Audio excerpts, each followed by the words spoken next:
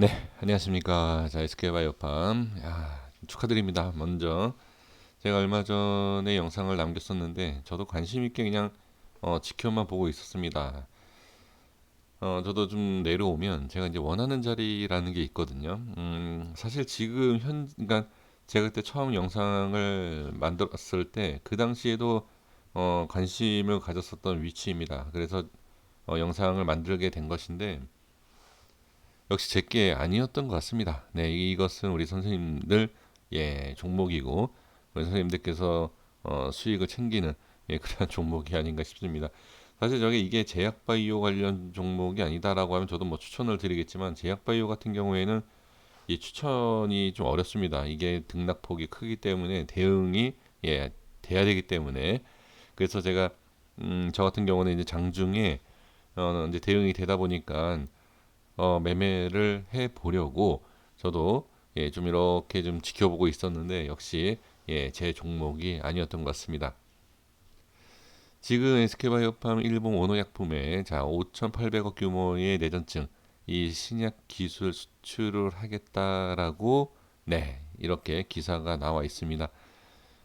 이 내용 이렇게 좀 밑에 좀 살펴보시면 좋을 것 같습니다.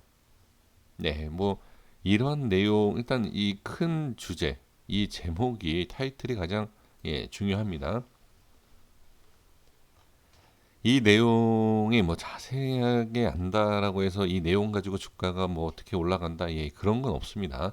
그런 내용은 없고 만약에 저 내용을 자세히 살펴보고 뭐 분석한다라고 해서 얼마까지 간다 그러한 것보다는 그냥 지금 오노약품의 5,800억 규모의 신약 기술을 수출을 한다. 이것만 이거 하나만 해도 끝납니다. 이거 하나 가지고 확인을 하시면서 이 이후에는 어떠한 매출과 어떠한 실적과 어떠한 좀 이렇게 진행이 잘 되고 있느냐 그런 것을 확인을 하는 것이 가장 중요하지 않을까 싶습니다. 그래서 일단은 단기적으로 봤을 때는 이 내용 하나 이렇게 그냥 보시는 것이 좋을 것 같습니다. 지금 자 시간에 상한가가 갔습니다. 상한가 안착을 했고요. 그다음 수급을 보시면 프로그램과 외인과 개인 기간만 매도. 기간 참 정보력이 없네요. 자 한번 볼게요. 투신하고 금융투자. 얘네가 일부러 넘겨준 게 아닌가 뭐 그렇게 생각을 해도 되나요? 개인들에게 개인들 수익을 좀 보라고 그렇게 좀 넘겨준 게 아닌가 싶습니다. 지금 기관들 같은 경우에는 어떻게 보면 바닥에서 물량을 좀 던지는 이러한 모습을 확인을 할 수가 있습니다. 그래서 이게 참 이런 모습을 보면 자 대부분 개인 투자자들은 좀 겁을 내요. 근데 오히려 개인들은 더 매수를 하는. 그러니까 이거는 어떠한 뭐 확실성이라기보다도 제가 분명히 말씀을 드리는 게 그냥 제약바이오 이 지금 분위기가 제약바이오에 대한 분위기이기 때문에 네 여기에서 지금 매수를 그냥 하는 게 아닌가 저는 그렇게 보여집니다. 자 이전에 말씀을 드렸던 게 제가 7월달 6월 7월이 저기 7월 이 자리에서 분석을 했었던 그 위치 이 위치에서 제가 저번에 말씀드렸던 내용이 뭐냐면 조금 빠질 때마다 분할 매수를 하는 것이 좋다. 충분히 할 수 있다. 이제 그런 말씀을 드렸어요. 왜? 제 기준, 제가 말씀드리는 기준에 있어서 20%대와 30%의 하락 조정이 나오는 이 부분이 정확하게 일치가 되고요. 여기에서 제가 이 기준에서 볼 수 있는 것이 대략 한 40%까지 봅니다. 더 빠질 때 급락장이 나올 때는 80에서 90%까지 봅니다. 근데 지금 시장은 워낙 좋기 때문에 이 정도 하락도 충분하다. 근데 저는 조금 더 욕심을 부린 거예요. 왜? 제가 이 밑에를 이렇게 말씀을 드렸던 자리가 이 자리가 35, 그러니까 제 혼자 계산한 게 35에서 이제 37 이렇게 빠지는 그런 구간에서 40%까지 모아갈 생각이 좀 있었죠, 개인적으로. 근데 지금 뭐 정확하게 30%에 대한 부분을 찍고 반등이 나온 것을 볼 수가 있습니다. 그러면 지금 상황에서 자, 이런 내용이 나오면 엄청난 상승을 먼저 생각하는 것은 잘못된 생각입니다. 제가 좀 전에도 엑세스바이오에 대해서 말씀을 드렸습니다. 이 FDA 승인이 났기 때문에 엄청난 상승을 할 거다. 그래서 오늘 개인들이 많이 매수를 할 거다. 뭐 뻔한 내용이죠. 하지만 그로 인해서 어떻게 개인들이 수익을 보는 것이 아니라 오히려 발목이 잡히는 그러한 모습이 보여지는 거죠. 그러니까 절대 그렇게 하시면 안 되는 겁니다.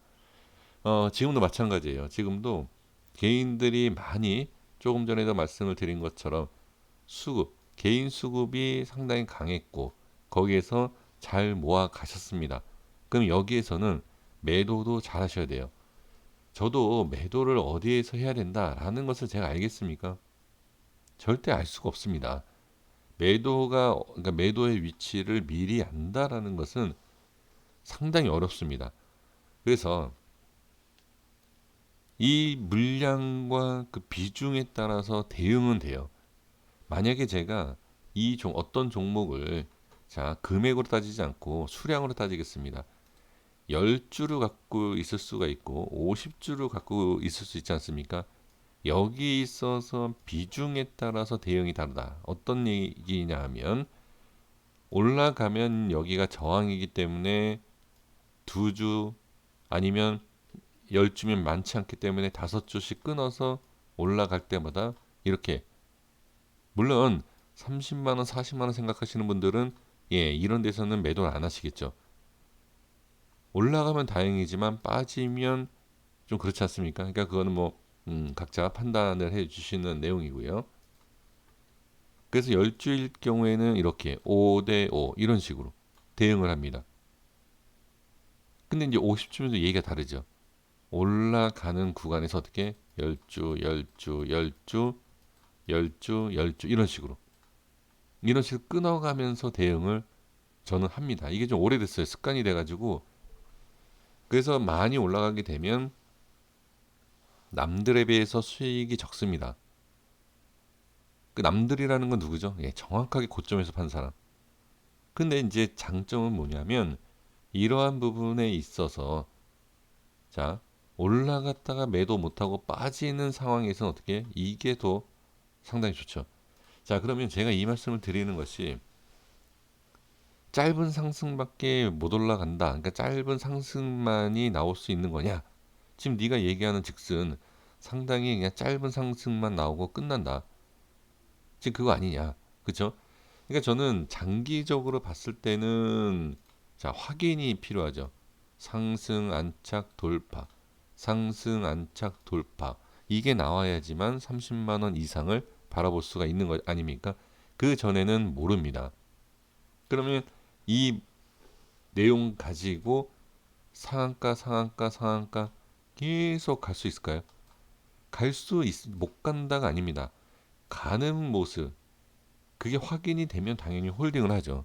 수급이 강하거나. 근데 주가라는 게 그렇게 점상이 아닌 이상, 그리고 강한 상승이 아닌 이상 어떻게 올라갔다 빠졌다 올라갔다 빠졌다 이런 모습이죠.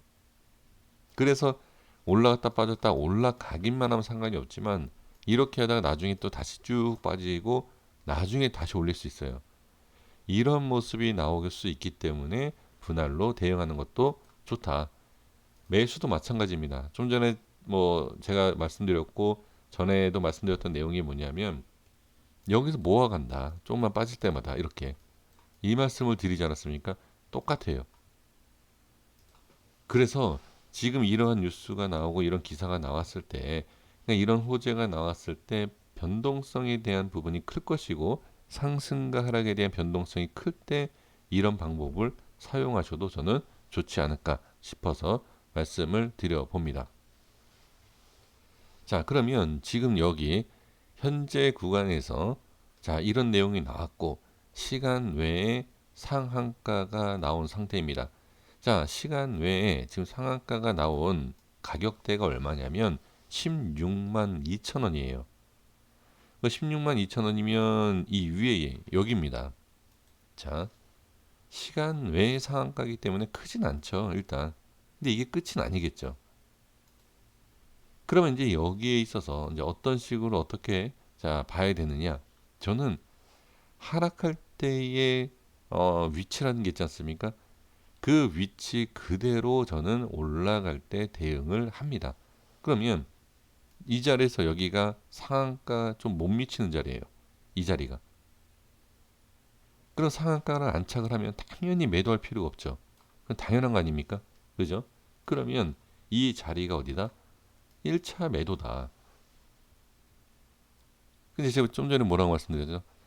이 자리는 1차 매도 자리인데 이 자리가 어디냐? 30% 상한가 자리다. 상한가 안착을 하는데 얘 누가 매도를 하죠? 안 하죠. 그럼 여기서 뭘 해야 되느냐? 과연 상한가를 안착하는지를 알아야 된다. 그것을 아시면 돼요. 상한가 갈지 안 갈지 그걸 어떻게 알죠? 쉽진 않죠. 당연히 쉽지 않죠. 그냥 마찬가지입니다. 그러면 일단은 상한가에 대한 부분은 안착한다. 이 정도 기사면 상한가다라고 생각하시는 분들은 홀딩을 하시는 게 맞겠죠. 하지만 제가 분명히 말씀드리고 싶은 것은 어떠한 기사가 나오고 어떤 내용이 나온다라고 해서 바로 상한가 또는 상한가가 아니고 흔들고 갈 수 있다. 이런 걸 보셔야 됩니다. 그러면 자 이러면 그러니까 이 내용이면 상한가다라고 그냥 생각을 하겠습니다. 그럼 상한가 안착 그죠? 근데 저는 이 전부터 자 이거는 뭐 상장될 때에 말씀드렸던 가격입니다. 기준은 바뀌잖아요. 이 자리 그대로입니다.